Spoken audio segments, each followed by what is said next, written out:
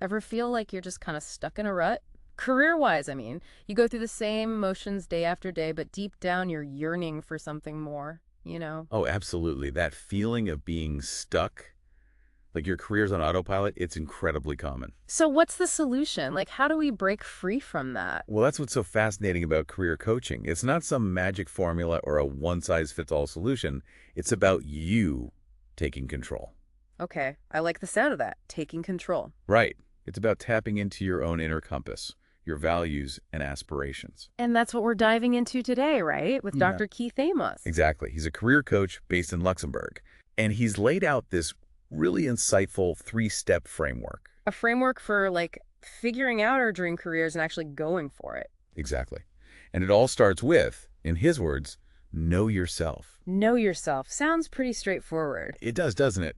But it's actually much deeper than just, listing your skills or what you're good at. Oh, okay. So it's more than just the skills assessment. Much more. Dr. Amos really emphasizes digging deep, understanding your core values, the things that truly motivate you, what makes you tick. I can see how that would be important. And even, and this is crucial, identifying those pesky insecurities or limiting beliefs that might be holding you back. Because we all have those, right? Absolutely. We all have those inner voices telling us we're not good enough, not smart enough, not experienced enough. Ugh, those voices can be so loud sometimes. Right.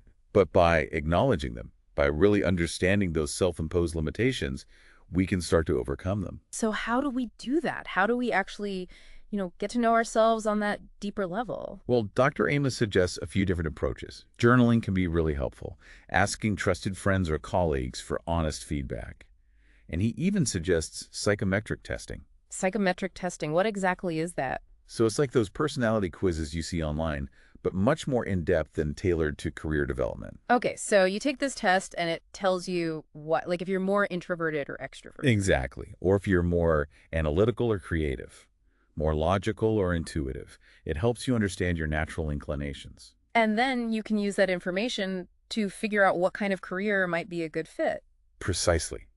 Because when your work aligns with your natural strengths and preferences, you're more likely to feel fulfilled, engaged, even energized by your work.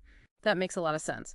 Okay, so let's say you've done the self-reflection, you've taken the test, you've had those tough conversations with yourself. What's next? That brings us to Dr. Amos's second step. Know what you want.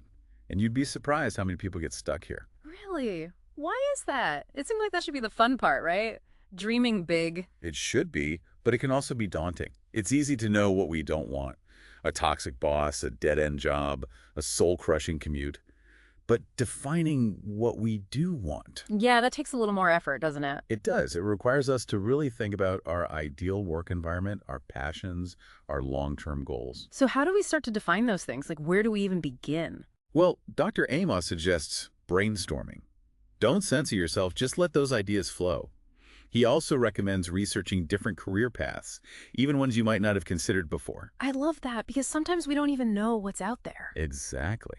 And as you're exploring these options, pay attention to what excites you, what sparks your curiosity, what makes you feel drawn in. It's like you're on a treasure hunt, and those sparks of excitement, those are the clues leading you to your treasure. That's a great way to put it. Okay, so we've identified our strengths and values, we've brainstormed our dream career. What's the final step? How do we actually make it happen? That's where Dr. Amos's third and final step comes in. Know how to get there. Okay, time to turn those dreams into reality. Exactly. And this step is all about action. It's about setting clear, specific goals, breaking them down into smaller, more manageable steps. So it's not enough to just say, I want to be a writer. You have to actually start writing. Precisely. And maybe that means taking a writing class, joining a writer's group, submitting your work for feedback. It's about identifying the steps you need to take and then actually taking them. Exactly. And that might also involve developing new skills, expanding your network, or even stepping outside of your comfort zone a bit. Because growth often requires us to do things that feel a little bit scary. Absolutely. Yeah. But it's often in those moments of discomfort, of pushing past our perceived limitations, that we discover our true potential. You know, what really resonates with me about Dr. Amos's framework is how it emphasizes personal agency.